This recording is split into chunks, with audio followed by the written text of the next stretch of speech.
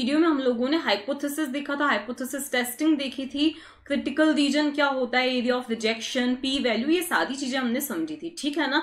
अब उसी में हमने देखा था हाइपोथेसिस टेस्टिंग क्या होती है, जिस पर बेस्ड हमने क्वेश्चन सॉल्व भी किया था। और वो जो था वो क्या था, वन टेल टेस्ट था, ठीक है ना, जिसमें हमारा एरिया ऑफ रिजेक्शन सिर्फ एक ही साइड आ रहा है। ये जो क्वेश्चन है वो क्या है, टू टेल टेस्ट है, मतलब हमारा एरिया ऑफ रिजेक्शन जो है वो दो साइड आ रहा है। तो इस न्यूमेरिकल को हम सॉल्व करेंगे। अगर आपको टेस्टिंग का कंसेप्ट क्लियर ना हो तो आप प्रीवियस वीडियो पहले जाके देख सकते हैं, ठीक है ना।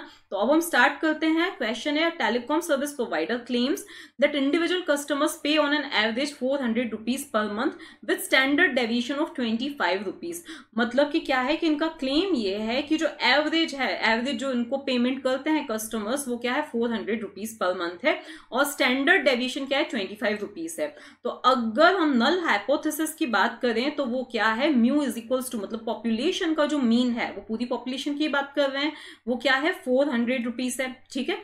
इसके बाद स्टैंडर्ड डेविएशन क्या है, तो स्टैंडर्ड डेविएशन है 25 रुपीज, ओके।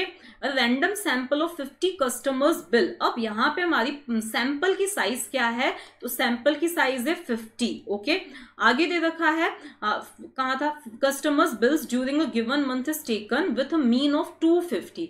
तो अब जो इनका सैंपल का मीन आया है, जिसको हम एक्स बार से डिनोट करते हैं, वो कितना आया है, 250 रुपीज आया है, ठीक है। And standard deviation of 15। What to say with respect to the claim made by the service provider। मतलब इस क्लेम को रिजेक्ट करना चाहिए या एक्सेप्ट करना चाहिए। तो अब ये है नल हाइपोथेसिस। अब हम देखते हैं इसका अल्टरनेट हाइपोथेसिस क्या होगा। यहाँ पे बिल्कुल इक्वल दे रखा है, तो हमारा अल्टरनेटिव हाइपोथेसिस क्या होगा, mu is not equal to, इसी के अपोजिट होता है अल्टरनेट हाइपोथेसिस, तो वो क्या हो जाएगा, नॉट इज इक्वल टू 400। मतलब ये बोल रहे हैं 400, तो अगर हमने ये प्रूव कर दिया कि नहीं, या तो 400 से ज्यादा है या 400 से कम है, इसका मतलब हम इजीली, हमारे पास इनफ सबूत है कि हम इसको रिजेक्ट कर सकें। तो हमें प्रूव क्या करनी है, ये वाली चीज अगर हमने प्रूव कर दी तो हम इसको रिजेक्ट कर सकते हैं। ये चीज प्रूव करना मतलब या तो म्यू जो है वो ग्रेटर देन 400 है, या तो म्यू जो है वो लेस देन 400 है। इनमें से किसी भी एक चीज को हमें प्रूव कर देना है। मतलब कि हमारा जो सैंपल का जो मीन है वो इससे या तो बहुत ज्यादा है या तो बहुत कम है, या तो बहुत कम है या तो बहुत ज्यादा है, ठीक है। ये चीज हमें प्रूव करनी है, ठीक है। क्योंकि यहाँ पे हमें पी वैल्यू नहीं दे रखी है, या हम यूं बोल सकते हैं लेवल ऑफ सिग्निफिकेंस नहीं दे रखा है, तो हम 5%, मतलब कि पी वैल्यू हम क्या मान लेते हैं, 0.05 मान लेते हैं। 5% मतलब 0.05। अगर शॉर्ट में इसको मैं समझाऊं तो ये क्या है, हमारा स्टैंडर्ड नॉर्मल डिस्ट्रीब्यूशन है। तो वो ये बोल रहे हैं कि मीन से बहुत ज्यादा दूर होने के जो चांसेस हैं, प्रोबेबिलिटी है, वो क्या है 0.05 है। क्या है वो 0.05 है, ठीक है। अब क्योंकि ये टू टेल डिस्ट्रीब्यूशन है, मतलब वो जो चीज है वो 2.5% में डिवाइड हो जाएगी दोनों तरफ। क्योंकि इसके कहने का मतलब क्या है, 0.05 मतलब हमारा 5% है लेवल ऑफ सिग्निफिकेंस।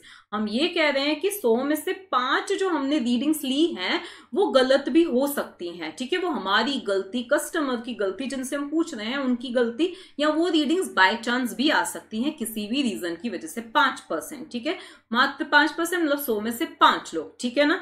तो अब पांचों को हमें डिवाइड करना है, तो यहाँ पे 2.5% एरिया हम ले लेंगे, यहाँ पर 2.5% एरिया हम ले लेंगे, ठीक है ना। ये चीज है हमारा area of rejection. Area of rejection का मतलब ये है कि अगर हमारा जो मीन है, हमारा जो जेड स्कोर है, वो इस एरिया में आ रहा है, तो इसका मतलब क्या है कि ये चीज क्या हो जाएगी, रिजेक्ट हो जाएगी।